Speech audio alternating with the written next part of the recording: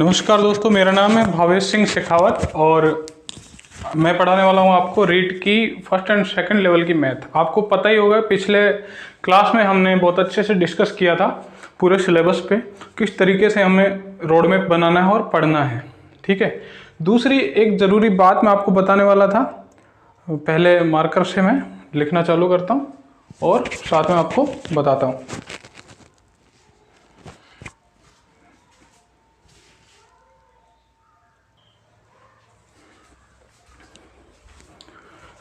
तो जो ज़रूरी बात है वो सबसे पहली बात ये है कि आप बोलोगे कि सर हमें नोट्स बनाने या नहीं बनाने।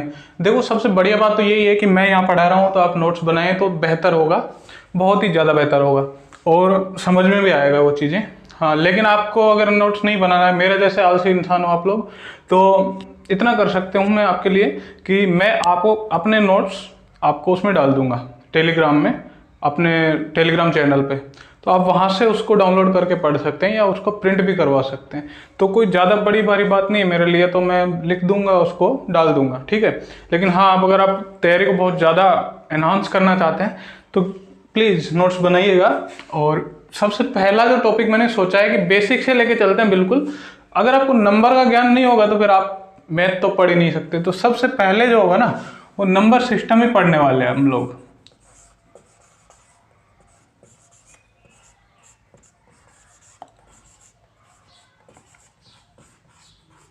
सबसे पहले नंबर सिस्टम। नंबर सिस्टम को हिंदी में बोलें, कई लोग को अगर हिंदी इंग्लिश में प्रॉब्लम है तो मैं दोनों लैंग्वेज लिखूंगा, साथ साथ में समझते चलिएगा। संख्या पद्धति, ठीक है, ये टॉपिक अपना चलने वाला है। लेकिन इससे पहले मैं आपको कुछ मोटिवेशनल बात बता देना चाहता हूं जिससे आपका पढ़ाई में बहुत ज़्यादा मन लगने लगेगा, मैथ बिल्कुल ईजी लगने लगेगी। ठीक है, देखो, चीज़ों को लाइफ में रिकॉग्नाइज करना बहुत ज़रूरी होता है। ठीक है, वो चीज़ें कौन कौन सी होती हैं? जैसे आपको फ़ोन अच्छा लगता है, राजस्थान में बोलते हैं ना जीव की जड़ी, वो फ़ोन जीव की जड़ी होता है, इसको दूर करने का मन नहीं करता। ठीक है, या फिर कहीं आपको घूमना अच्छा लगता है या फिर आपको मूवी देखना अच्छा लगता है, तो आप उस चीज़ के आदी मत होइए। मतलब उस चीज़ को रिकॉग्नाइज कीजिए कि ये चीज़ें मुझे नहीं करनी है या फिर कम मात्रा में करनी है या मुझे बहुत ज़्यादा मात्रा में करनी है। जैसे पढ़ाई है, पढ़ाई आपको करनी ही करनी है जब तक आप जॉब नहीं लग जा रहे हैं। ठीक है, क्योंकि आप कोई टाटा बिरला अंबानी के बेटे तो है नहीं, बिल्कुल आपको जॉब तो लगनी है। नहीं लगनी है तो अलग बात है, फिर आप मज़े के लिए पढ़ रहे हो, वो सबसे बेस्ट बात है। लेकिन जॉब लगनी है तो फिर लगनी है, तो उसके लिए 2 कैटेगरी 3 कैटेगरी बनाइए कि ये चीज़ें जो बहुत ज़रूरी हैं, जैसे मेरी पढ़ाई हो गई, घर वालों के देखभाल हो गया, ये चीज़ें बहुत ज़रूरी है।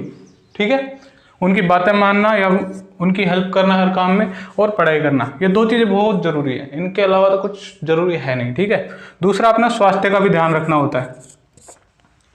इनके अलावा जैसे फ़ोन है, तो फ़ोन को मनोरंजन करिए, मैं मना नहीं कर रहा, गाने सुनिए, गाने सुनना चाहिए, मूवी देखना चाहिए, मूवी से भी आपको शिक्षा मिलती है काफ़ी, देखो। लेकिन ये है कि अगर 2 घंटे की मूवी है तो 4 दिन में देखो उसको, आधे आधे घंटे करके, उससे आपका जो है ना एंथुसियाज्म बना रहेगा पढ़ाई में। ठीक है ना, फ़ोन को इतना देखिए, जैसे आपको कॉमेडी देखना पसंद है, रोज़ 15 मिनट देख लो कभी फ्री हुए तो। ठीक है, हो गया, ये फ़ोन हो गया। या कुछ और चीज़ें, जैसे आपको शादी में जाना है, तो अगर आप बहुत ही खास है, ठीक है, परिवार में है, तो आप जाइए, टाइम टू टाइम आप वापस आके अपनी पढ़ाई में लगिए। प्रायोरिटी आप किसको देंगे? इनको देंगे। प्रायोरिटी देना जरूरी है लाइफ में, प्रायोरिटी सेट करना बहुत जरूरी है। अगर आप फ़ोन को प्रायोरिटी दे रहे हैं तो बिल्कुल ये बहुत गलत बात है, अपने साथ आप अन्याय कर रहे हैं। ठीक है, तो ये आपको एक अच्छी बात मैं बता दिया हूँ। अगर आप फॉलो करेंगे तो गारंटी से आप लोग सक्सेस की ओर जरूर जाएंगे, और सक्सेस की ओर जाएं ना जाएं, आप एक मेहनती इंसान जरूर कहलाएंगे। और मेरा तो मानना यही है कि आप नौकरी लगिए मत लगिए, यह आपकी मेहनत पे डिपेंड करेगा। लेकिन आप एक मेहनती इंसान है, अच्छे इंसान है, ये डिपेंड करेगा आपके एटीट्यूड पे। एटीट्यूड वो नहीं होता कि आप गुस्से में किसी से बात कर रहे हैं। ठीक है, कभी चर्चा करेंगे इस पे, लेकिन फिलहाल संख्या पद्धति पे बात करते हैं। लेकिन संख्या पद्धति से पहले आपको क्या पढ़ना पड़ेगा? तो बाबा आपको चूर्ण देगा सबसे पहले, किसका? संख्या का। संख्या क्या होती है किसी चीज को गिनने के लिए हम जिस गणितीय प्रक्रिया का यूज करते हैं, ठीक है, कोई यहाँ पे ऐसे ऐसे ऐसे ऐसे डंडे बनाए हुए हैं, बताइए कितने हैं, तो हम क्या कर रहे हैं, 1 2 3 4 5 6 डंडे हैं, मतलब गणितीय प्रक्रिया का यूज कर रहे हैं ना, तो 6 हो गए, ठीक है। इसको कहते हैं संख्या। ऐसे ही संख्याएं होती हैं 1 2 3 4 5 ऐसे अनंत तक चलती रहती है, कोई इनका अंत नहीं है, ठीक है। आपके सिलेबस में पूर्ण संख्याएं दे रखी है 1 करोड़ तक की। अब ये तो है नहीं कि आपको 1 करोड़ तक की पूर्ण संख्याएं वो लिखवाएगा एग्जाम के अंदर, है भाई, सिंपल सी बात है कि 1 करोड़ तक की गिनती लिखो, तो रीट का तो इतना बड़ा पेपर ही नहीं आता कि उसमें 1 करोड़ तक की गिनती आ जाएगी, है नहीं, बिल्कुल। आप रीट की प्री की बात कर रहे हैं तो रीट का प्री जुलाई में होने वाला है, और जो मेन एग्जाम है वो बोल रहे हैं कि अगले साल होगा, तो आप प्री की तैयारी करिए अभी, ठीक है। कई लोग मेन की तैयारी की चिंता करके बैठे हैं कि मेन की तैयारी, अरे मेन की तैयारी भी हो जाएगी, आप इसको अच्छे से कर लोगे, मेन की तैयारी में आप 4 चांद लगा दोगे, धुआं धुआं कर दोगे। इसमें आप 120 से 125 नंबर लाने की सोचिए, 90 नंबर लाने की मत सोचिए कि 90 ही लाने, और मैथ में तो बता रहा हूँ 25 से 30 नंबर लाने की सोचिए, क्योंकि ये सब्जेक्ट ऐसा है जिसमें आपकी गलती बहुत कम होगी अगर आपने अच्छे से पढ़ ली तो, ठीक है। संख्या की बात कर रहे थे, तो संख्या के बारे में सिंपल सी बात है कि हम किसी को चीज को गिनने के लिए यूज करते हैं। अब भाई संख्या कई प्रकार की होती है, संख्या के प्रकार यानी types of number. Types of number की बात करें, इंग्लिश में भी साथ में लिखता चलूंगा ताकि किसी भी इंग्लिश मीडियम वाले को दिक्कत नहीं होने वाली यहाँ पे, ठीक है। वो हमने सिलेबस में हिंदी में लिखा था, तो किसी को अगर प्रॉब्लम है तो वो बता देगा, इंग्लिश में भी सिलेबस टेलीग्राम पे उपलब्ध करवा दिया जाएगा, ऐसी कोई बड़ी बात नहीं है, ठीक है।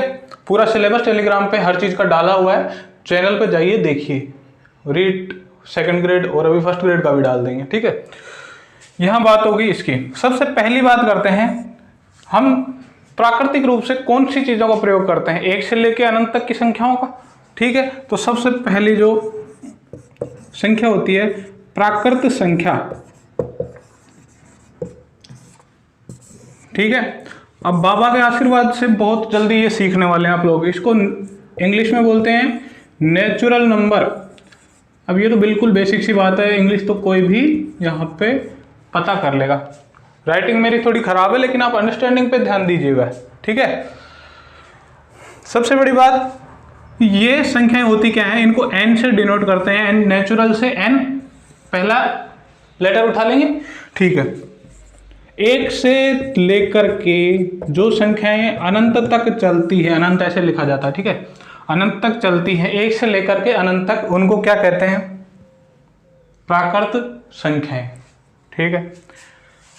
दूसरी आती है क्या, पूर्ण संख्याएं।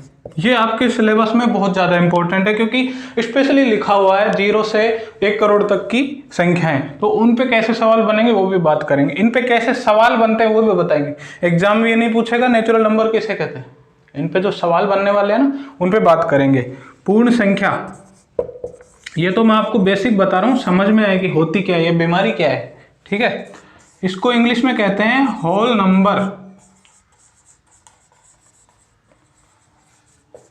पूरी की पूरी क्लास देखनी है, ऐसा नहीं है कि बीच में स्किप कर दिया, मिस कर दिया, पूरी क्लास देखनी है, प्रॉपर नोट्स बनाने हैं। अगर आपको सफलता चाहिए रीट के अंदर तो बिल्कुल बनाने पड़ेंगे। और मैथ 30 नंबर का 150 में से 30 निकाल दीजिए, अगर आपको मैथ नहीं आती तो 120। मेन एग्जाम में क्या घंटा उखाड़ लेंगे भैया, नहीं उखाड़ पाएंगे आप कुछ भी। 30 यहाँ पे निकाल दो, मेन एग्जाम में और भी 10-20 नंबर की मैथ आ गई, वहां पे भी आपके 10-20 नंबर कट जाएंगे, क्या फायदा है। इतनी ईजी लेवल की मैथ आएगी, उसको आप छोड़ रहे हो, और वो संस्कृत आप पढ़ लेते हो, वो तो मुझे बहुत टफ लगती है भैया। कैसे आपको इजी लगती है, ये तो बहुत इजी है, मत छोड़ना इसको, ठीक है। अच्छे बच्चों की तरह पढ़ना है।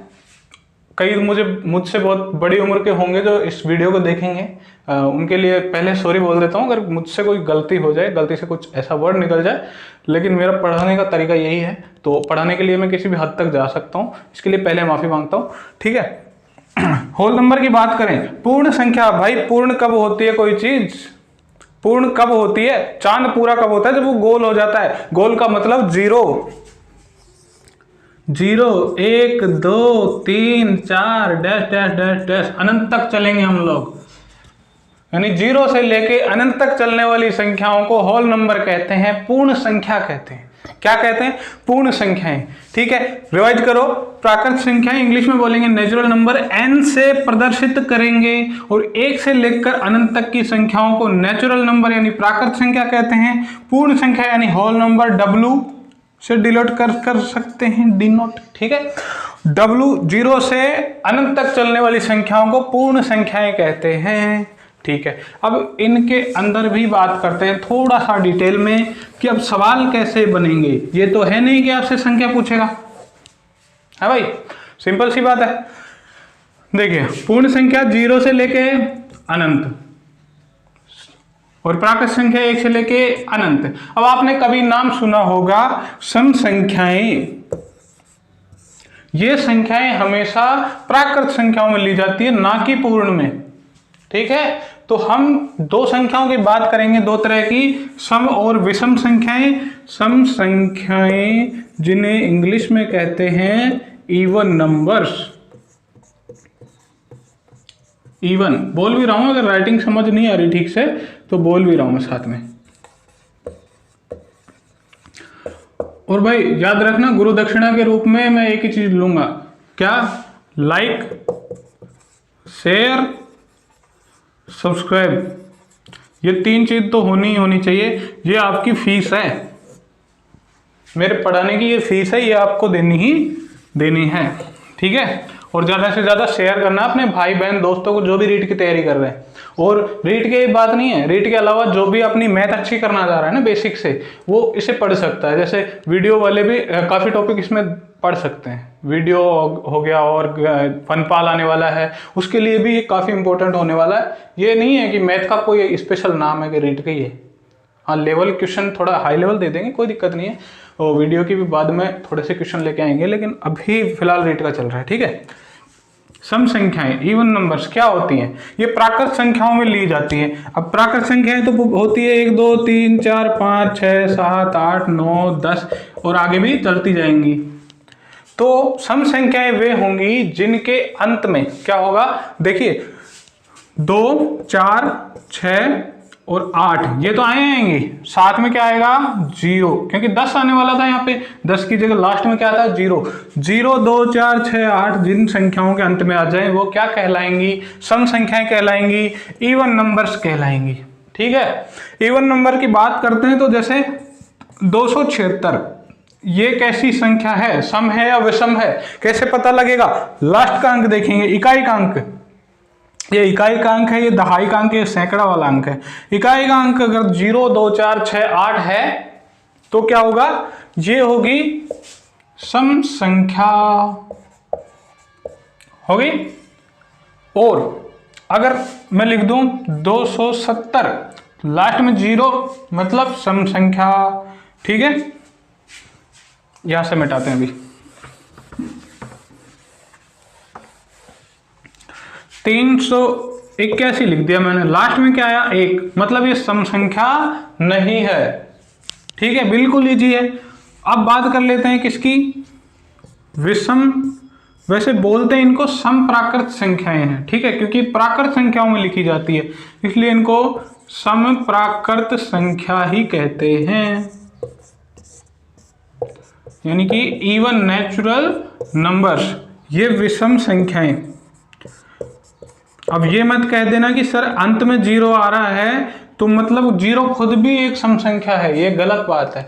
0 ना तो सम संख्या है, 0 ना विषम संख्या है, ये न्यूट्रल है, ये दोनों तरफ झुका होता है, ना तो इधर ना इधर, ये बीच का, ये किसी की पक्ष में नहीं जाएगा। ठीक है, ये जज साहब है, ये जो सच के साथ देंगे। ठीक है, ये विषम संख्याएं लिख दें यहाँ पे ओड नंबर्स, ODD।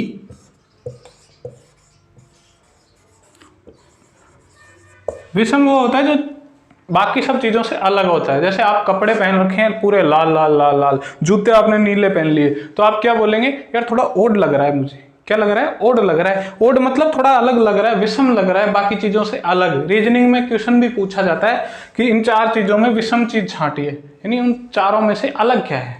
वो अलग क्या होता है? जैसे जिनके लास्ट में 1 3 5 7 9 आ जाए, क्या आ जाए, 1 3 5 7 9 आ जाए, जिन संख्याओं के अंत में वो क्या होंगी, विषम संख्याएं होंगी। जैसे 289, 571, ये क्या है, 9 आ गया लास्ट में, 1 आ गया लास्ट में, तो क्या होगी, विषम संख्याएं। बिल्कुल ईजी है, इसमें तो कुछ ज्यादा माथाफोड़ी करने की आपको जरूरत ही नहीं पड़ेगी। ठीक है,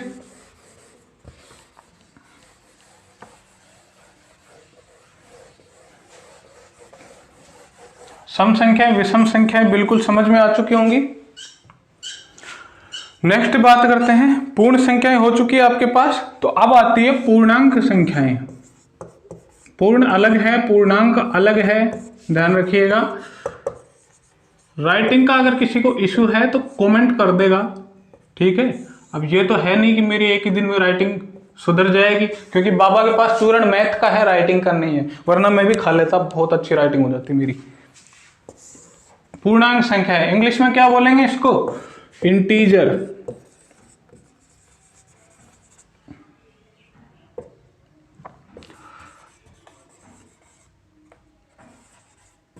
इंटीजर नंबर्स, ठीक है, आई से डिनोट करते हैं।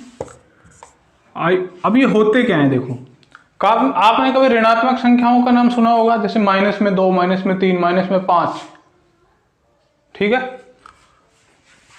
माइनस का एक अनंत भी होता है, इधर प्लस का अनंत भी होता है। भाई 0 से चलेंगे तो इधर माइनस में भी संख्याएं होंगी, प्लस में भी संख्याएं होंगी, तो इधर चलते चलते चलते चलते कभी हम 0 के पास आएंगे तो इधर -1 भी होगा, -2 भी होगा, है कि नहीं, -3 भी होगा, डैश डैश डैश डैश, इधर हम माइनस के अनंत तक आ जाएंगे। और इधर 0 से हम चलेंगे आगे तो 1 2 3 4 डैश डैश डैश डैश, इस तरीके से चलेंगे। नंबर लाइन जो होती है ना, नंबर लाइन पे इसी तरीके से दर्शाया जाता है। इधर होता है प्लस का अनंत, इधर का होता है माइनस का अनंत, इधर 0, ये 1 2 3 इधर दर्शाते जाएंगे प्लस के, और इधर -1 -2 -3 ये थे। अब देखिए इसका सबसे बड़ा जो सवाल ये बनता है, मैंने क्वेश्चन दिया आपको कि इनमें से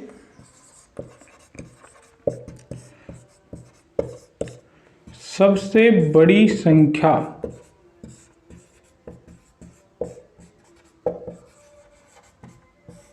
है, ए ऑप्शन दिया मैंने -2, बी ऑप्शन -50, सी ऑप्शन दिया मैंने 4 और डी ऑप्शन दिया मैंने -1000। देखिएगा दोस्तों, माइनस माइनस माइनस, इधर प्लस, तो जो माइनस से प्लस का जो बढ़ता हुआ क्रम है वो ऐसे चलता है, माइनस अनंत से प्लस अनंत की ओर संख्याएं बढ़ती जाती हैं। मतलब क्या हुआ कि जो -2 है वो इससे बड़ा है।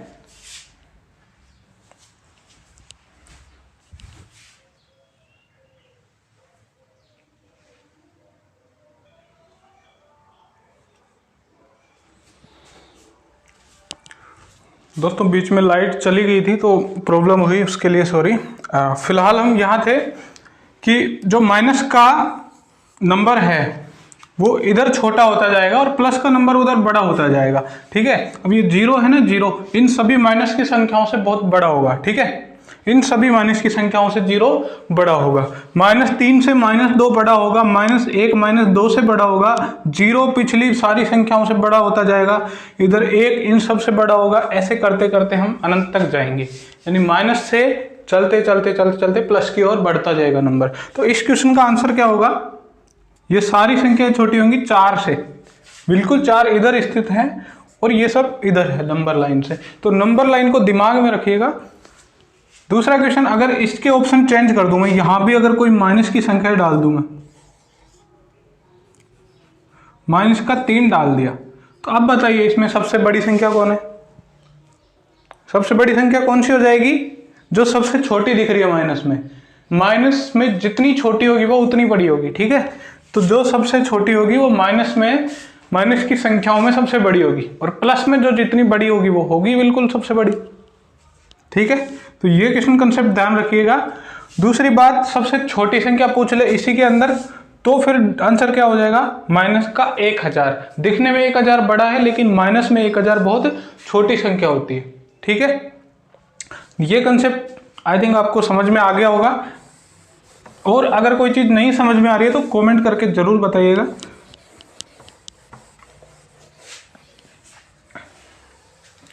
ये आपको पूर्णांक संख्याएं पता लग गई है। नेगेटिव जो इंटीजर नंबर है यानी ऋणात्मक पूर्णांक संख्याएं -1 से इधर अनंत तक चलेंगी, माइनस तक, और धनात्मक पूर्णांक संख्याएं 1 से लेके अनंत तक।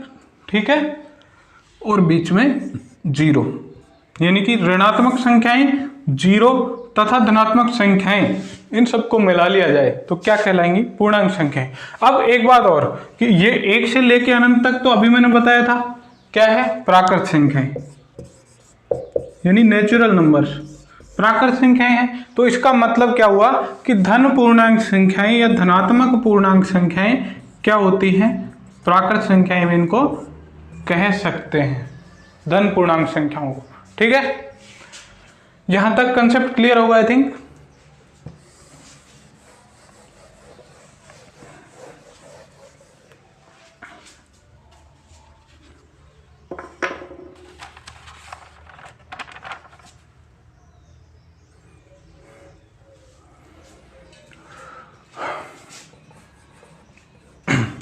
नेक्स्ट बात करते हैं, तो पूर्णांक संख्या अपनी हो चुकी है।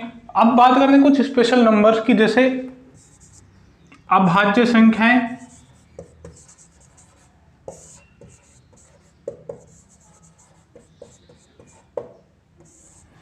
ठीक, अभाज्य संख्या क्या होती है, जैसे 1 2 3 4 5 6 7 8 9 10, 10 तक लिख लेते हैं अपन, यहीं से काम चल जाएगा।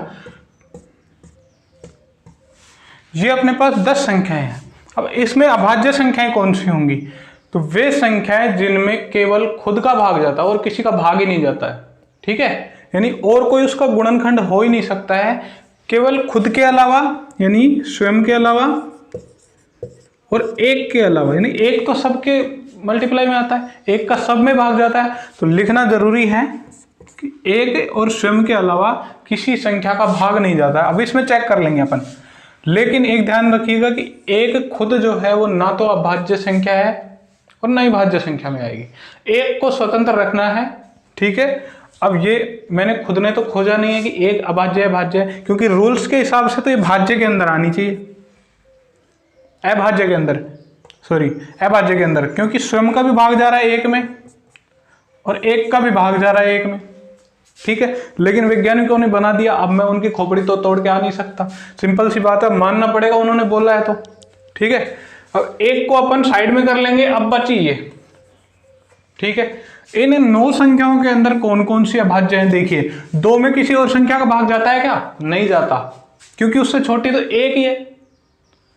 ऋणात्मक संख्याओं की बात नहीं कर रहे हैं, अभाज्य संख्याएं धनात्मक होती है। ठीक है, 2 की बात करते हैं, 2 में एक का भी भाग जाता है और स्वयं का भी भाग जाता है। इस तरीके से 2 भी हो गई अभाज्य संख्या, 3 भी हो जाएगी, क्योंकि 3 में 3 का ही भाग जाएगा और 1 का भाग जाएगा। 4 में 2 का चला जाता है तो ये नहीं होगी।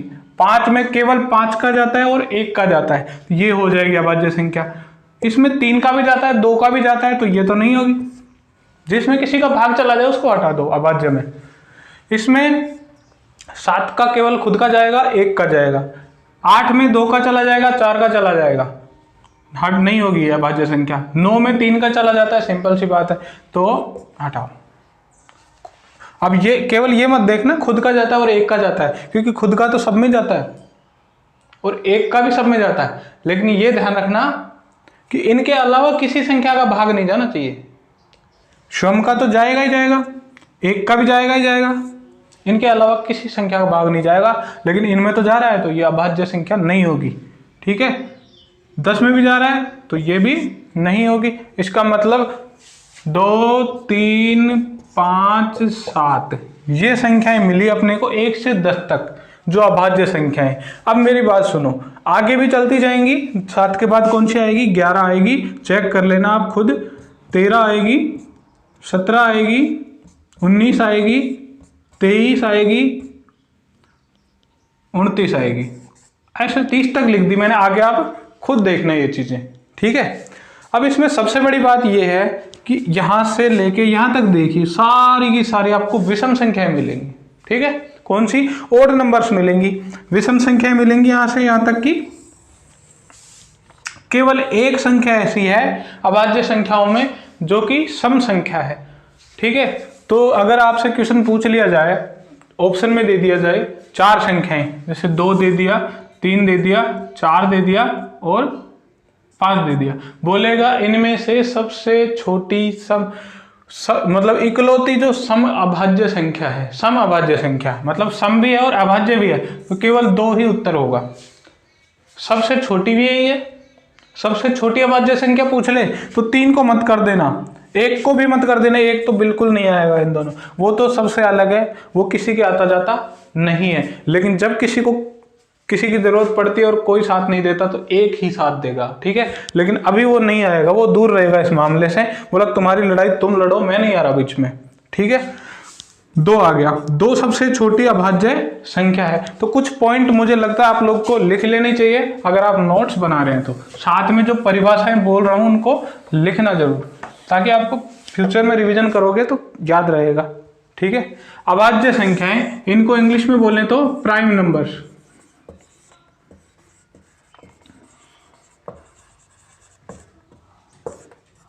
प्राइम नंबर्स हम लोग पढ़ रहे हैं, ठीक है। अब यहाँ पे देखिए प्राइम नंबर होते कौन कौन से, देखिए 3, 5, 7, 11, 13, 17, 19, इस तरीके से चलते जाएंगे और अपने को प्राइम नंबर्स मिलते जाएंगे, ठीक है, मिलते जाएंगे, ठीक है। अब सिंपल सी बात, कई बार क्वेश्चन पूछ लेता है कि 1 से 25 तक के अंकों में अभाज्य संख्याएं कितनी है?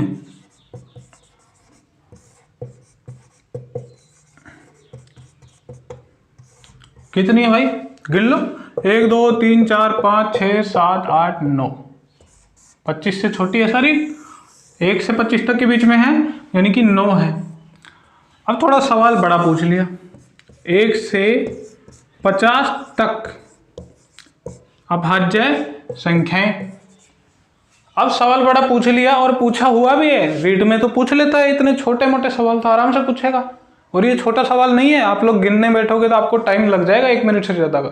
आप लिखोगे फिर उनको गिनोगे, कई बार तो सही लिख भी नहीं पाते हैं अभाज्य संख्याएं, जिनकी मैथ बहुत पहले छूट गई है और अब बाबा का चूरण भी नहीं खा रहे हैं, तो मतलब सिंपल सी बात है, वो भूल जाते हैं कौन कौन सी अभाज्य संख्या, फिर वो गिनने में गलती करेंगे, 8 है कि 9 है कि 10। ऑप्शन में आपको सारे मिलेंगे, आपके दिमाग में 10 आ रहा होगा तो 10 भी ऑप्शन में मिल जाएगा, फिर आप क्या करोगे।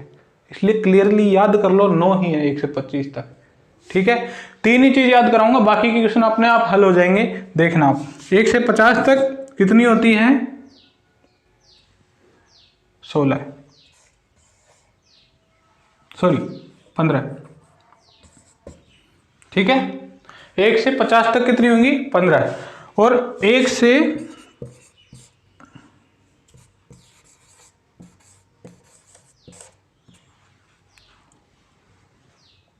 100 तक अभाज्य संख्याएं कितनी होंगी? 25। सिंपल सी बात है, याद हो जाएगी। एक बार इनका स्क्रीनशॉट ले लीजिए।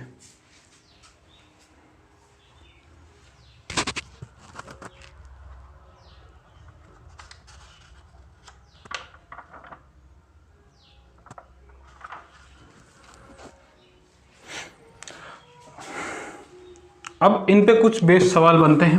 कैसे बनते हैं देखिए, आपको सीधा सीधा ये नहीं पूछेगा वो 1 से 100 तक, वो पूछेगा 50 से 100 तक अभाज्य संख्याएं कितनी होंगी।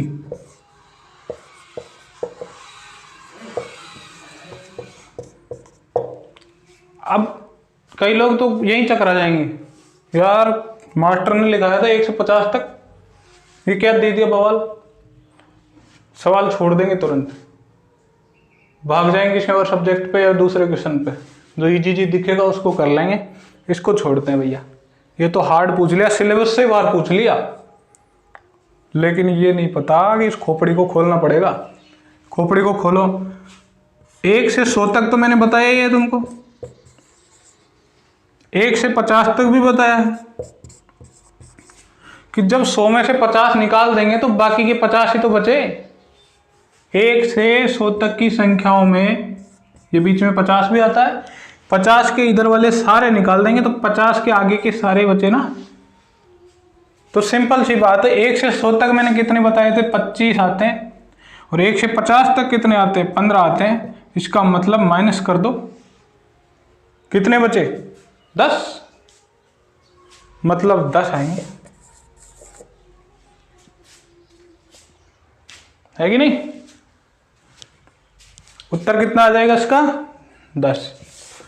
या फिर पूछ ले तुमसे 25 से 75 के बीच कितने आते हैं, सॉरी 25 से 50 के बीच में कितने आते हैं अभाज्य संख्याएं।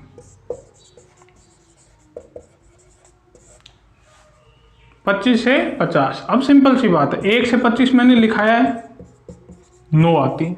1 से 50 कितनी आती है, 15। इसका मतलब इन दोनों का अंतर कितना होगा, 6, यानी कि 25 से लेके 50 तक 6 संख्याएं आएंगी, जो क्या है, अभाज्य संख्याएं, यानी प्राइम नंबर है। कॉन्सेप्ट आई थिंक क्लियर होगा आप सबका। अब आप सोच रहे होंगे यहाँ तक तो 9 आ गई, 25 तक, आगे केवल 6 ही है। आप खुद देख लो ना, 29 आ रही है, 31 आती है, फिर 37 आती है, 41 आती है, 43 आती है, 47 आती है। इन 6 नंबर के अलावा कोई आई है क्या, देखो खुद चेक कर लो ना। मैथ तो खुद की प्रैक्टिस पे डिपेंड करेगी। 6 ये आएंगे 29 के बाद में, मतलब 25 के बाद में, ठीक है। ये क्वेश्चन आई थिंक आपको क्लियर होगा। अब आपको अभाज्य संख्याओं के अलावा एक चीज और पूछी जाती है, जिसको कहते हैं संयुक्त संख्या। संयुक्त संख्या बोल दो, या भाज्य संख्या बोल दो, या आपका मन करे तो शनि देवल बोल दो। भाज्य संख्या, या इसी को कह सकते हैं यौगिक संख्या। अच्छा, एक इंपॉर्टेंट बात, अभाज्य संख्याओं को एक चीज और कहते हैं, क्या कहते हैं, रूढ़ संख्याएं। कभी एग्जाम में रूढ़ संख्या देखने को मिल जाए ना तो घबराना मत, ये क्या बीमारी दे दी, क्या बवाल दे दिया। अभाज्य संख्याओं को क्या कहते हैं, रूढ़ संख्याएं, ठीक है। तो ये नोट्स के अंदर लिख लीजिएगा, अभाज्य संख्याओं को रूढ़ संख्याएं कहते हैं। संयुक्त संख्या, भाज्य संख्या या यौगिक संख्या, ठीक है, इसको क्या कहेंगे, संयुक्त मतलब कंपोजिट, ठीक है, भाज्य यानी डिविजिबल। जो संख्या किसी का यौगिक हो या भाज्य हो, भाज्य का मतलब किसी न किसी का भाग जाएगा उसमें, स्वयं के और एक के अलावा भी किसी भी संख्या का भाग चला जाए, यानी ऐसी संख्याएं जिनमें 2 या 2 से अधिक संख्याओं का भाग चला जाए, 2 या 2 से अधिक संख्याओं का क्या चला जाए, भाग चला जाए। अब जैसे मैंने लिखा 4 में खुद का भी जा रहा है, 1 का भी जा रहा है, 2 का भी जा रहा है, 2 से अधिक हो गए कि नहीं, मतलब इसके गुणनखंड कितने होंगे, 3 हो गए, 1, 2 और 4, यानी 3 गुणनखंड हो गए। तो मतलब समझ में आ गया होगा कि भाज्य संख्याएं वे संख्याएं होंगी जिनके गुणनखंड कितने होंगे, 2 से अधिक होंगे। एक खुद होगा, एक होगा, और बाकी उसमें जो आएंगे, जैसे 15 है, 15 का एक गुणनखंड 1 भी होगा, 15 का एक गुणनखंड 15 खुद भी होगा, एक गुणनखंड इसका 3 भी होगा, एक 5 भी होगा, क्योंकि 3 गुणा 5 करके लिखते हैं। ये तो गुणा करके गुणनफल आया, और इनको कहते हैं गुणनखंड, ठीक है। गुणनखंड हम अगली क्लास में डिटेल में पढ़ेंगे। फिलहाल क्या करेंगे, फिलहाल यही करेंगे कि हम इनको संख्याओं को समझेंगे। संख्याएं अगर समझ में आ गई, जड़ पकड़ में आ गई, तो आप कुछ छोड़ने वाले नहीं है, फिर तो सवाल को उड़ा देंगे। ठीक है, ये हो गई संयुक्त संख्याएं।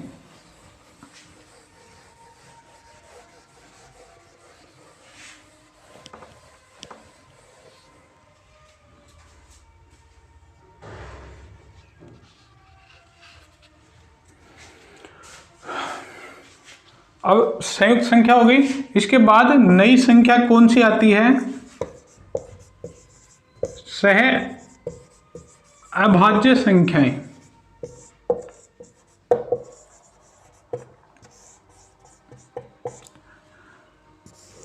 इंग्लिश में बोलते हैं को prime numbers, crow prime numbers. English तो छोड़ो यार, पर यह है कि इंग्लिश में याद हो जाएगा ना। कई बार क्या होता है, हिंदी में पेपर में गड़बड़ आती है, कई बार आती है, तो इंग्लिश को ही बेस्ट माना जाता है कि वहाँ पे इंग्लिश मीनिंग जो हो ना वो याद रहता है, वो सही रहता है, उसको माना जाता है कि यही सही है। ठीक है, अब आपको इंग्लिश आएगी नहीं तो फिर क्या मतलब है। और हम राजस्थानियों की तो वैसे ही पता है इंग्लिश में बट्टा गोड़ होता है, तो थोड़ा बहुत ध्यान रखिए कि को प्राइम नंबर इसको बोलते हैं। सह अभाज्य संख्या, सह अभाज्य संख्याएं वो होती हैं जैसे दो अभाज्य संख्या कोई भी है, x है y है, इनका जो HCF का मतलब इनमें कॉमन कोई चीज क्या आ रही है। मैसे का नाम सुना होगा ना, महत्तम समापवर्तक। HCF कितना आ जाए? 1 आ जाए। HCF का मतलब, चलो छोड़ो HCF छोड़ो, आप तो ये समझ लो इनमें कॉमन क्या आ रहा है। जैसे 4 और 6, इनके अंदर कॉमन क्या आ रहा है? 2, तो मतलब ये सह अभाज्य संख्या हो ही नहीं सकती। ठीक है, कौन कौन सी होंगी? जैसे 2 है, 3 है, इनके बीच में कुछ कॉमन आ रहा है क्या? नहीं आ रहा है, केवल एक ही कॉमन आ रहा है, यानी क्योंकि 2 गुणा 1 लिख सकते हैं इसको 3 गुणा 1 लिख सकते हैं, मतलब इसमें भी 1 आ रहा है, इसमें भी 1, तो दोनों में 1 आ रहा है, मतलब ये क्या है? सह अभाज्य संख्या है। यहां बात कर लो 15 और 14। अब इनमें देखो, इसको 3 गुणा 5 गुणा 1 लिखेंगे, इसको क्या लिख सकते हैं? 2 गुणा 7 गुणा 1। कुछ और कॉमन आ रहा है क्या? नहीं आ रहा। 1 के अलावा कुछ कॉमन आया क्या? नहीं आया। मतलब ये क्या है? सह अभाज्य संख्याएं, यानी वे दो संख्याएं जिनके मध्य कॉमन कुछ नहीं आता 1 के अलावा। ठीक है, ना आपस में भाग जाता है, ना कुछ और संख्या का भाग जा रहा है, केवल अपने एक ही कॉमन आ रहा है। और बाकी से वो भाज्य हो अभाज्य हो, इस बात पे कोई दिक्कत नहीं है कि वो भाज्य है या अभाज्य, क्योंकि यहाँ पे देखो 14 क्या है? भाज्य संख्या है, 15 भी भाज्य, 2 और 3 में तो दोनों ही अभाज्य हैं, तो ऐसी कोई दिक्कत ही नहीं। 4 और 5 के अंदर देखो केवल एक कॉमन आएगा, जबकि 4 तो भाज्य है, 5 है भाज्य। इस बात से हमें डिपेंड नहीं होना है कि भाज्य है अभाज्य है, हमें देखना है इसमें कॉमन क्या आ रहा है। कॉमन अगर एक आ रहा है तो क्या होगी? सह अभाज्य संख्याएं। तो परिभाषा लिख लीजिएगा, बोल रहा हूं कि वे दो संख्याएं जिनके मध्य एक में से आता है, यानी महत्तम समापवर्तक है, यानी कॉमन एक आता है, उसको क्या कहेंगे? सह अभाज्य संख्या, को प्राइम नंबर। ठीक है, अब एक और संख्या आती है, उसको क्या बताते हूं, देखो आपने जुड़वा का नाम सुना होगा। जुड़वा मूवी भी देखी होगी। जुड़वा क्या होते हैं? जो साथ साथ आते हैं। अब साथ साथ का मतलब आगे पीछे, ठीक है, उसका नाम है जुड़वा अभाज्य संख्याएं। जुड़वा अभाज्य संख्याओं की बात कर लेते हैं। इंग्लिश में बोलें तो ट्विंस।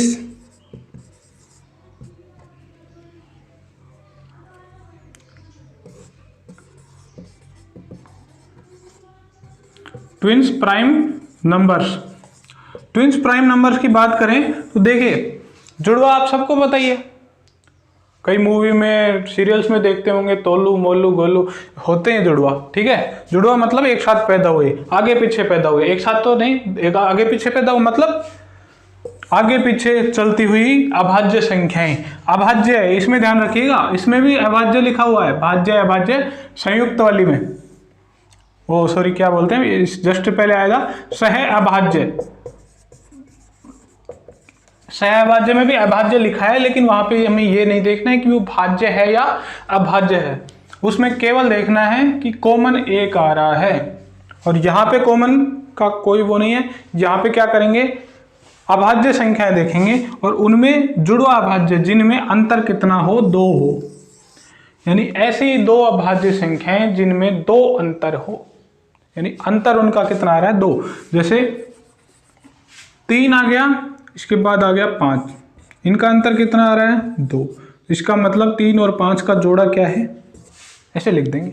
इसमें भी ऐसे ही लिखते हैं, जैसे 14 15 ऐसे कर देंगे। ये होगी सह अभाज्य संख्याएं, 2 3 सह अभाज्य संख्याएं। इसमें क्या करेंगे, अभाज्य संख्याएं देखेंगे जिनके अंदर अंतर कितना आ रहा है, 2। 5 और 7 के अंदर भी 2 का अंतर आएगा, आएगा कि नहीं। 11 और 13 के अंदर भी 2 का अंतर आ रहा है। आगे देखो 17 और 19 के अंदर भी 2 का अंतर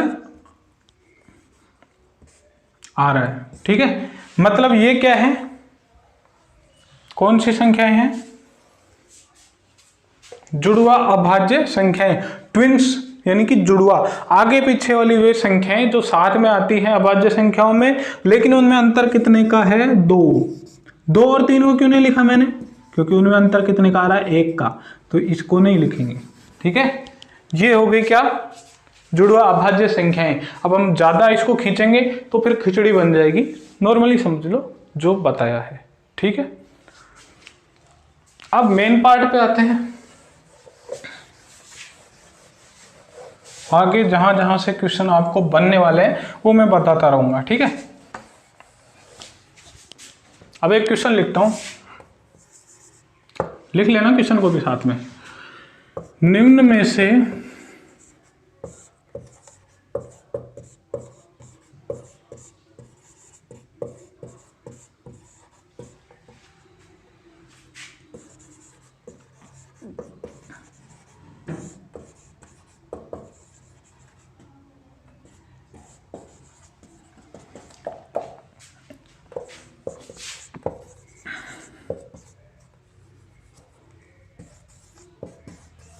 ऑप्शन में एक बार देख लेता हूँ कि ऑप्शन मुझे याद नहीं है, क्वेश्चन में खुद बना के लाया था आपके लिए, फिर देख लेता हूँ एक बार।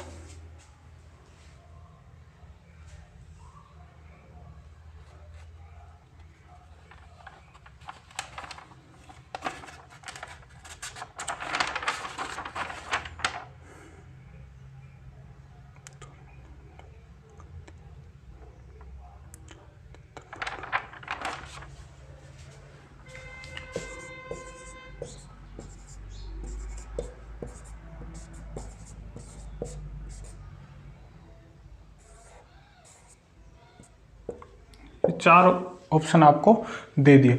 अभाज्य संख्याओं की एक इंपॉर्टेंट बात मैं इससे आपको सिखाने वाला हूं, क्या है वो बात देखिए। कोई भी अभाज्य संख्या निकालिए, 2 3 5 7, इनमें 6 का भाग दीजिए, इसमें जाएगा क्या, नहीं जाएगा। इसमें जाएगा क्या, नहीं जाएगा। इसमें जाएगा क्या, नहीं जाएगा। इसमें जाएगा। इसका मतलब शेष कितना बचेगा, जाने के बाद 1 बचेगा। इसमें शेष कितना बचेगा, पूरा 5 बचेगा, या फिर माइनस में देखा जाए तो माइनस का 1 शेष बचेगा, है कि नहीं। इनको छोड़ दो, ये तो सबको याद पता होती है। अगर आपको 4 ऑप्शन दे दे बड़ी बड़ी संख्याओं में, अब आप चेक करते रहोगे किसका भाग जाता है किसका नहीं जाता है, बहुत कंफ्यूज हो जाओगे यहाँ पे। इसका शॉर्ट ट्रिक बताने वाला हूँ मैं आपको। इनको तो छोड़ो आप, छोटी संख्याओं को तो आगे देखो। 7 के बाद आएगी 11, आएगी 13, आएगी 11 में 6 का भाग दो, कितना शेष बच रहा है, 5, यानी 6 दूनी 12, माइनस का 1 भी बोल सकते हैं। ये कि 6 का भाग देंगे एक बार तो 5 शेष बचता है, इसमें शेष बचेगा 1। इसका मतलब हमेशा अगर अभाज्य संख्याओं में 6 का भाग देंगे तो कितना शेष बचेगा, या तो 1 बचेगा या 5। इस 5 को -1 भी बोल सकते हैं, क्योंकि 6 दूनी 12 और 11 कितना कम पड़ रहा है, 1, यानी कि माइनस का 1। लेकिन आपको ये बात कम समझ में आएगी, ये ज़्यादा आएगी।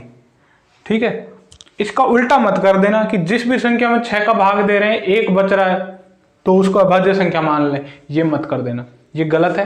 लेकिन इतना याद रखना कि अभाज्य संख्याओं में 6 का भाग देते हैं तो कितना बचता है 1 या -1।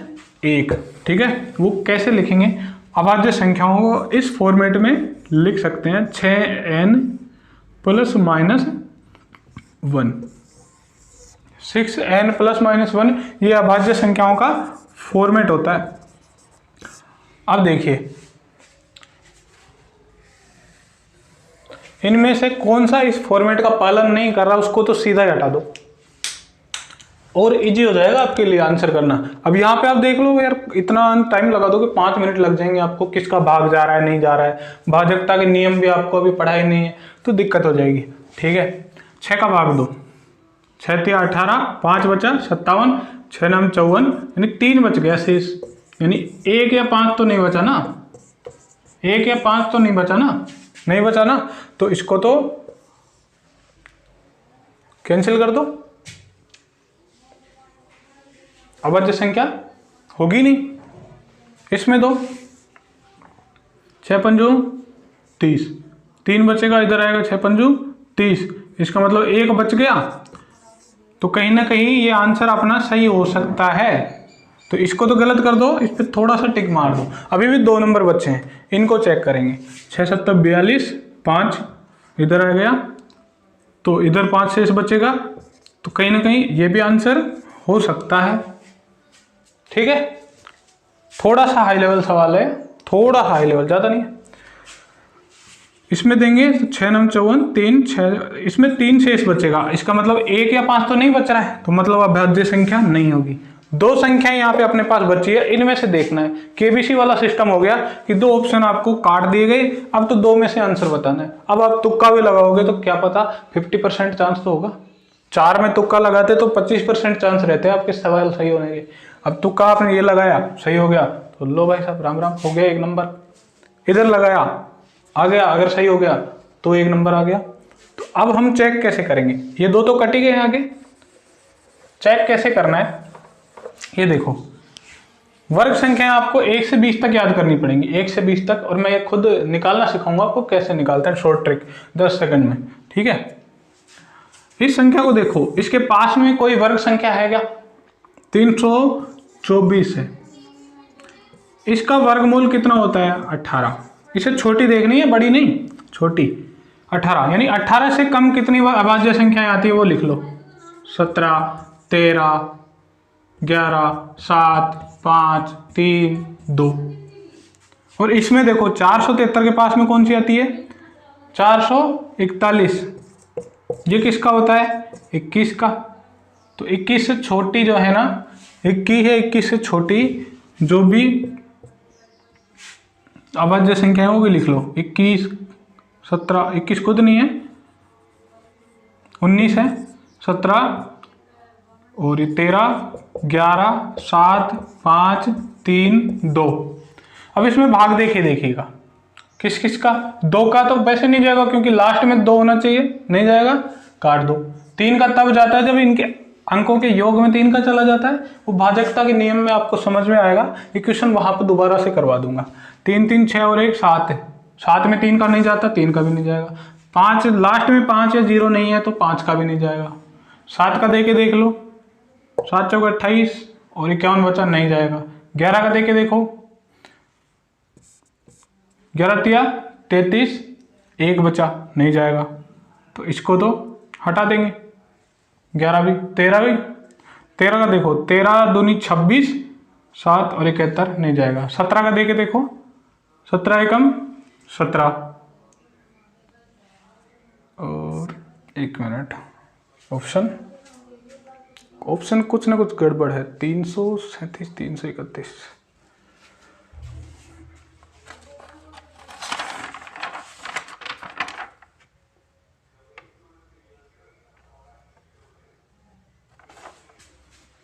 ऑप्शन बिल्कुल सही है, 331, यानी 17 का भी नहीं जा रहा है, तो इन सबको काट देंगे, मतलब किसी का भाग नहीं गया है, तो ये ही अभाज्य संख्या सही होगी। लेकिन चेक इसको भी करना पड़ेगा। ठीक है, अब कोई दिक्कत नहीं, अगर अब यहाँ पे 2 ऑप्शन दिए जा रहे हैं ए बी या बी सी, तब तो आप चेक करो, वरना आप चेक ही मत करो क्योंकि आपको आंसर मिल चुका है। लेकिन फिर भी मैं आपको चेक करके बता रहा हूँ। 2 का जाएगा नहीं क्योंकि यहाँ पे 3 है लास्ट में। 3 का इसलिए नहीं जाएगा कि 7 और 3 10 और 4 14, 14 में नहीं जाता। 5 का नहीं जाएगा क्योंकि यहाँ पे 0 और 5 नहीं है। 7 का देके देखो, 7 की 42, 42 और 5 53, 53 में नहीं जाएगा। 11 का देके देखो, 11 चौक 44, 3 बचा 33, 11 33, 11 का चला गया, मतलब ये अभाज्य संख्या हो ही नहीं सकती, किसी का भाग चला गया तो। मतलब आंसर क्या होगा इसका 331। आई थिंक कुछ लोगों को ये कम समझ में आया होगा, लेकिन ये यहाँ पे कम समझ में आएगा। ये समझ कब आएगा, जब मैं आपको रूल ऑफ डिविजिबिलिटी बताऊंगा, भाजकता के नियम बताऊंगा। ठीक है भैया। अब देखो, इतने छोटे मोटे सवालों से डरने की आवश्यकता नहीं है। लहरों से डरकर कभी नैया पार नहीं होती, और जो कोशिश करता है ना उसकी हार नहीं होती। ठीक है, कोशिश करनी है। कोशिश बिना किए अगर आप रह जाओगे ना तो कहीं ना कहीं आप खुद में अफसोस फील करोगे कि यार काश मैंने कोशिश करी होती। कुछ लोग रीट में बहुत 1-2 नंबर से रह गए, उनसे पूछो जाके, आपका तो गम ही क्या है अगर आप 120 लेके आ रहे हो, 115 लेके आ रहे हो। वो लोग जो 129 लेके आए, 130 कट ऑफ, 128 लेके आए ईडब्ल्यूएस में, 129 कट ऑफ गई, 132 लेके आए जनरल में, 133 कट ऑफ गई। 1 नंबर वालों से पूछो उनका क्या हाल हो रहा है। आप तो, हम जैसे लोग तो कहाँ पड़े रहते हैं पीछे, और फिर हम गुमान करते हैं यार मेहनत कर ली होती तो यहाँ तक तो पहुँचते। ये लोग कम नहीं है, ये अगली बार फिर चांस मारेंगे, आपको पीछे कर देंगे। इनसे आगे अगर जाना है तो कुछ ना कुछ प्लस पॉइंट लेना पड़ेगा आपको। ये देखो कि ये बंदा 132 लाया, 18 नंबर इसके भी कम है, वीक तो है कहीं से ये भी, मतलब पूरा तो संपूर्ण तो कोई नहीं है। 146 नंबर किसी के आए हैं तो पेपर भी तो इजी था। नेक्स्ट टाइम पेपर थोड़ा सा ढंग का दे दिया मैंने भाई, तो फिर आप यहीं से नीचे फिसल जाओगे 130 से नीचे। और 130 में तो 30 नंबर की तो मैथ है, बाकी बचे 100 नंबर कहीं से भी ले आओगे आप। 100 तो इतने तो पढ़ाकू हो, जीके में तो आपकी अच्छी होगी, तो 30 नंबर में से 25 तो ले आओगे अगर अच्छे से पढ़ लिए तो ध्यान लगा लो। दोबारा से बता दूंगा, कोई दिक्कत नहीं है, लेकिन ये दोबारा तब बचाऊंगा जब मैं भाजकता के नियम पढ़ाऊंगा आप लोगों को। अब बात करते हैं वास्तविक संख्याओं की। वास्तविक संख्याएं, आज हम ये लास्ट संख्याएं पढ़ेंगे वास्तविक, क्योंकि क्लास फिर ज़्यादा लंबी हो जाएगी तो मैथ पढ़ने का इतना आपको मन नहीं करेगा। शुरू में क्लास छोटी रखेंगे, बाद में बढ़ा देंगे, घंटे की भी कर देंगे, लेकिन आपको इंटरेस्ट आना चाहिए। ठीक है, बाबा जी चूरण देते हैं लेकिन बोरियत वाला नहीं देंगे, बोर नहीं होने देंगे आपको। ठीक है, वास्तविक संख्याएं, रियल नंबर।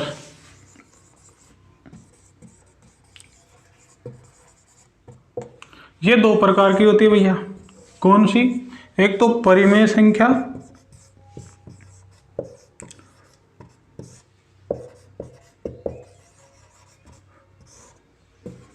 अपरिमेय संख्या।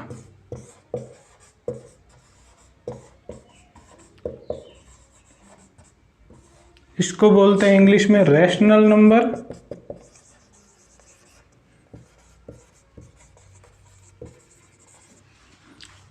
Irrational number.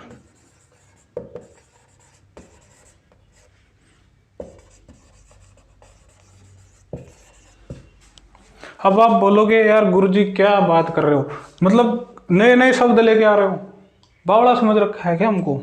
आज तक तो नहीं पढ़ी हमने। संख्या कौन कौन सी होगी? आज तक तो 1 2 3 4 5 6 7 8 पढ़ के काम चल गया था। ये कहाँ से आ गई है? परिमेय संख्याएं, अपरिमेय संख्याएं, क्या क्या नाम लेके आ रहे हो? तो मेरे ताऊ थम जा, सीख ले। देख, रैशनल नंबर, इर्रेशनल नंबर, ये इंग्लिश है, ये ज़्यादा याद रखने की जरूरत नहीं है, रख लो तो अच्छी बात है। परिमेय संख्या होती क्या है? ठीक है, रटना मत। जिन संख्याओं को p बटा q के रूप में लिख सकते हो, यानी कि अनुपात के रूप में, जैसे 2 है, 2 को 2 बटा 1 लिख सकते हैं कि नहीं? ठीक है, 3 बटा 5 है, p 3 को बोल दो, q इसको बोल दो, जय श्री राम। ठीक है, लेकिन इसमें कुछ अपवाद होगा। क्या क्या सर जी ये भी परिमेय संख्या है? तो भाई साहब, जब 0 का किसी संख्या में भाग देते हैं, किसी में भी, कितना आता है? अनंत आता है। और अनंत खुद ही परिभाषित नहीं है। बता सकते हो कि अनंत का मान कहाँ पे है? अनंत मिला था क्या तुमको? तुम्हारे दोस्त की बात नहीं कर रहा मैं जिसका नाम अनंत है, नहीं, मैं इस अनंत की बात कर रहा हूँ। ये अनंत नहीं मिलेगा तुमको कहीं पे भी, ये बस अनुमान है कि कहीं पे जाके संख्याएं रुकती होंगी, लेकिन संख्याएं रुकती नहीं, सुनती नहीं किसी की। तो मतलब क्यों का मान क्या नहीं होना चाहिए? 0, यानी हर 0 नहीं होना चाहिए, अंश हो सकता है कितना भी। लेकिन अब बात करो भैया, 2 3 4 5 6 7 सारे धन पूर्णांक, सारे ऋण पूर्णांक क्या होंगे? परिमेय होंगे। -3 है क्या सर? बटा में 1 लगा दो, बिल्कुल है। सर जी ये भी है क्या? ये भी रूट में 2 लिखा हुआ है, ये भी है क्या परिमेय संख्याएं? नहीं मेरे भाई, ये नहीं है। ये कहाँ आएंगी? इसमें। क्यों आएंगी? इसको बोलते हैं अशांत अनावर्ती दशमलव संख्याएं। कई लोग रटते हैं जो परिमेय नहीं है वो अपरिमेय, जो परिमेय नहीं है वो अपरिमेय है, लेकिन ऐसा नहीं होना चाहिए। जो परिमेय नहीं है जैसे -3, क्या ये भी अपरिमेय है? ये काल्पनिक संख्या है मेरे भाई, ये रियल नंबर है ही नहीं। कैसे बोल सकते हैं जो परिमेय नहीं है वो अपरिमेय है? नहीं, ये आप लिख लीजिएगा स्पेशल, इसको लिख सकते हैं वे संख्याएं जो p बटा q के रूप में लिखी जा सकती हैं। और यहाँ पे जो p और q है ना, ये क्या है? पूर्णांक है। पूर्णांक का मतलब i से बिलोंग करते हैं, लिख लीजिएगा ऐसे करके। और इस q का मान कभी भी 0 के बराबर नहीं होना चाहिए, तब तो ये पूर्ण परिमेय संख्या होंगी।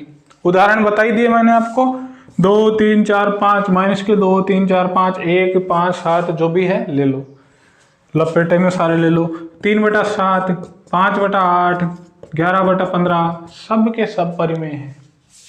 माइनस में ले लो इनको, माइनस लगा दो तो भी परिमेय है, तो कोई दिक्कत नहीं आने वाली यहाँ पे। ठीक है, परिभाषा लिख ही दिया आपने।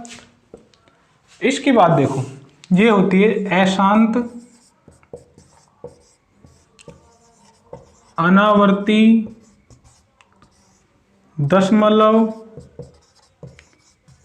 संख्या।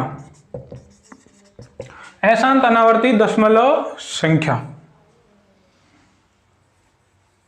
यानी जो अशांत है, इनफाइनाइट तक चली जा रही है। जैसे अब देखो 10/3, सर जी ये परिमेय या अपरिमेय? ऑप्शन में दे देगा, क्या करें? भाग दे के देखो, 3.3333333 रिपीट हो रहा है कि नहीं? अगर रिपीट हो रहा है तो क्या होगी? परिमेय संख्या। रिपीट नहीं हो रहा है तो क्या होगी? अपरिमेय संख्या। ठीक है, अब यहाँ पर रिपीट है तो मतलब क्या है? ये परिमेय संख्या। कई बार आपने देखा होगा, एक होता है पाई और एक होता है 22/7, बराबर है क्या? हम सवाल में काम लेते हैं कई बार, वृत्त का क्षेत्रफल πr², वहाँ पे पाई का काम 22/7 करता है, लेकिन वाकई में ये इसके बराबर नहीं है। इनका मान होता है 3.14 कुछ ऐसे होता है, और इसका 3.2 14 28 57 कुछ ऐसे करके, और बार बार रिपीट होता है ये 14 28 57 14 28 57 14 28 57 बार बार रिपीट होता है। लेकिन इसका जो मान है वो रिपीट नहीं होता। जैसे 5 मेरे याद नहीं है, यहाँ तक याद है, आगे जैसे 5 3 2 5, लेकिन वो रिपीट नहीं होता है बार बार। इसमें 14 28 57 बार बार रिपीट होता है पॉइंट के अंदर। तो रिपीट हुआ मतलब ये क्या है? परिमेय संख्या। और ये क्या है? अपरिमेय। अशांत का मतलब जो शांत नहीं हो रही, चली जा रही है, किसी की सुनते ही नहीं है, वो राजधानी एक्सप्रेस की तरह। ठीक है, तो आई थिंक आपको ये तो समझ में अच्छे से आ गया होगा। अपरिमेय संख्याएं, अशांत अनावर्ती दशमलव संख्याओं को क्या कहते हैं? अपरिमेय संख्या। और परिमेय तथा अपरिमेय दोनों को मिला दें तो क्या बन जाएगी? वास्तविक संख्या। 0 भी क्या है? एक वास्तविक संख्या। तो सर जी अगर ये वास्तविक है, हम जिसे देख सकते हैं, बिल्कुल गिन सकते हैं, वो है वास्तविक, तो सर जी अवास्तविक क्या है? और जैसे अभी आपको बताया मैंने, √3 क्या है? √3 का मान 1 पॉइंट जो भी आता है वो चलता रहता है। वो क्या आ जाएगी, अपरिमेय संख्या। √4 क्या है, √4 का मान 2, 2 क्या है, 1, परिमेय संख्या। अगर वर्गमूल निकल रहा है इसका तो परिमेय है, और वर्गमूल नहीं निकल रहा मतलब कहीं ना कहीं पॉइंटों में चलती रहेगी। अशांत देखना पड़ेगा, अशांत है कि नहीं है। ठीक है, ये क्वेश्चन जब मैं करवाऊंगा तो ज़्यादा अच्छे से समझ में आएगा, और एक क्वेश्चन मैं प्रीवियस ईयर के पेपर से उठा के लाऊंगा, जो पता लगेगा आपको कि आप वही पढ़ रहे हैं जो एग्जाम में आ रहा है। ठीक है, रीट के एग्जाम से पहले 30-30 क्वेश्चन के सेट करवाया करूंगा, गारंटी से पेपर वहीं से आ जाएगा। कारण है कि हम वही पढ़ेंगे जो आता है। ठीक है, और एक्सपेक्टेड क्वेश्चन भी हम कर लेंगे वहां तक के लेवल के, लेवल 2 के। तो लेवल 1 वालों को तो टेंशन करने की जरूरत नहीं, उनके लिए तो रामबाण है। और लेवल 2 वालों की तो मैथ वैसे ही अच्छी होगी, क्योंकि वो मैथ सब्जेक्ट से होंगे या फिर साइंस से होंगे, तो उनको समझ में जल्दी आएगा। लेवल इतना लेके चलूंगा कि आपको ना लेवल 2 में टेंशन की जरूरत है ना लेवल 1 में। ठीक है, ये हो गई रियल नंबर। तो इमेजिनरी नंबर कौन सा होगा, अवास्तविक या बोल सकते हैं काल्पनिक।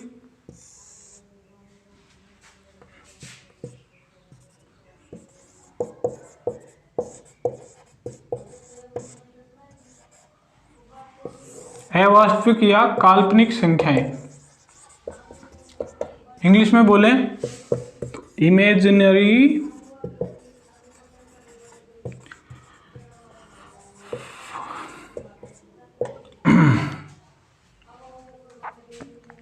Imaginary number. यानी कि देखो, कभी ये ऐसा देखा है -3 रूट में -4। अब भाई 4 का रूट तो सबको पता है 2 होता है, लेकिन -4 कब से आने लग गया। अब ये मत कर देना कि -4 का रूट मतलब -2, ये गलत होगा। इसका सम्मिश्र संख्याएं जब कोई पढ़ता है सेकंड ग्रेड के टॉपिक में सम्मिश्र संख्याएं, तो वहां पे इसका मान आता है 2 आयोटा। अभी आयोटा क्या बीमारी है, यदि आपके सिलेबस में ही नहीं है, क्यों समझना है, आपके सिलेबस में नहीं याद आएगा ही नहीं। आपको इतना याद रखना है कि जब रूट के अंदर कोई नेगेटिव संख्या हो, माइनस के साथ कोई संख्या बैठी हो, तो वो क्या कहलाएगी, काल्पनिक संख्याएं। अभी ये संख्याएं हमने कभी देखी ही नहीं, इनकी केवल कल्पना कर सकते हैं, इनका कोई मान ही नहीं होता, निकाल ही नहीं पाते, तो फिर हम कल्पना ही कर सकते हैं। कल्पना चावला नहीं मेरे भाइयों, मुंह में राड़ मत पटक देना कल्पना चावला का नाम सुन के, -3 रूट में -4 रूट में। ठीक है,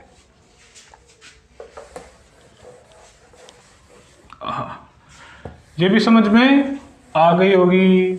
अब परिमेय संख्याओं के बीच में परिमेय संख्याएं होती हैं, जैसे मैंने लिखा 3/5 और 4/5, इनके बीच में 4 परिमेय संख्या निकालो या 5 परिमेय संख्या निकालो। तो कैसे निकालेंगे, देखो इनके बीच में 5 परिमेय संख्या निकालो, ऐसा सवाल आ गया। तो कहां से निकाले भाई, खुद का निकालेगा अपने बीच में।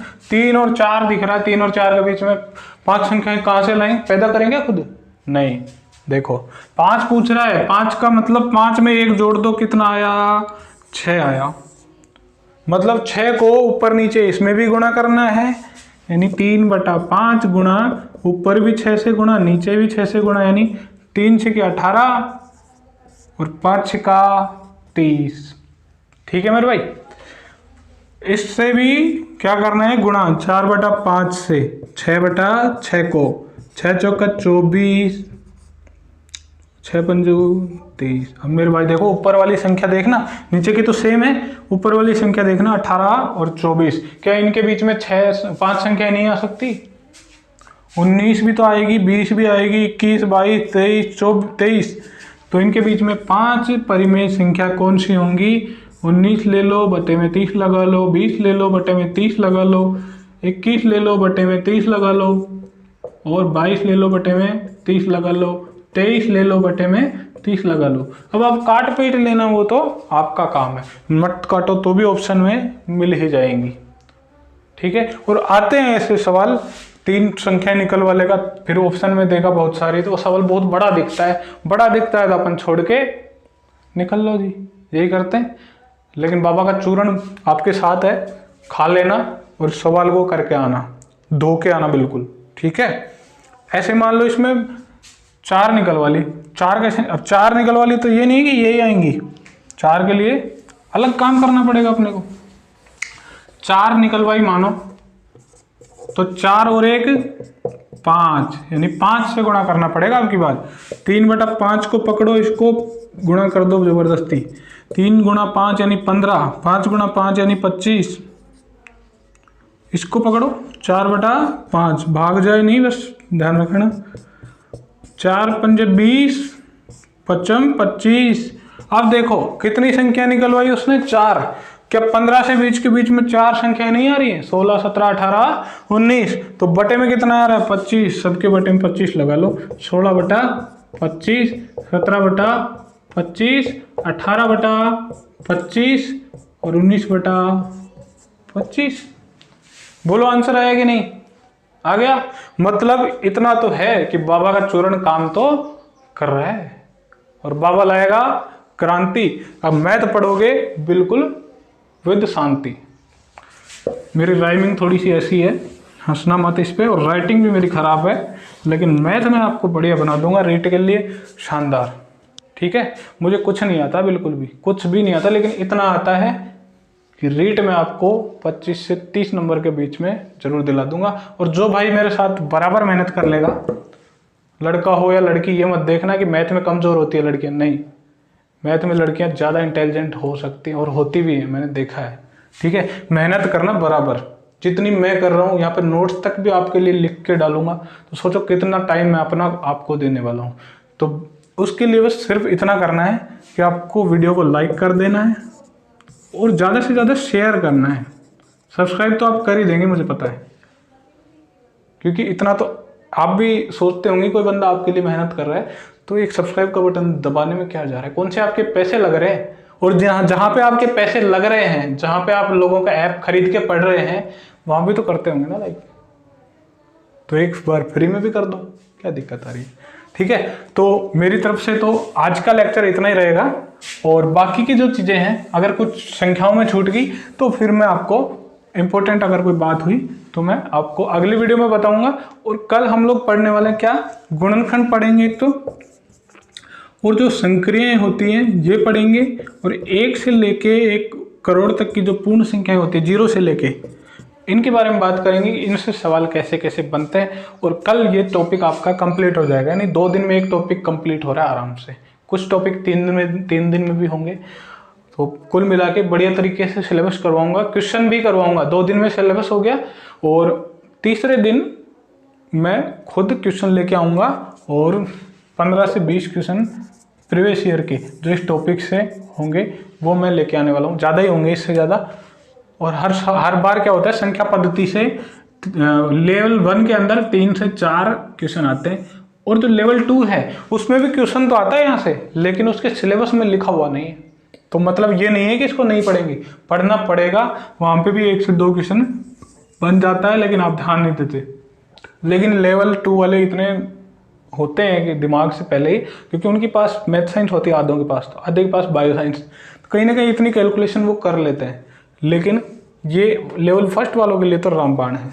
ठीक है, इसके बाद कोई ऐसा टॉपिक उठा लेंगे जो दोनों का मिक्सर होगा।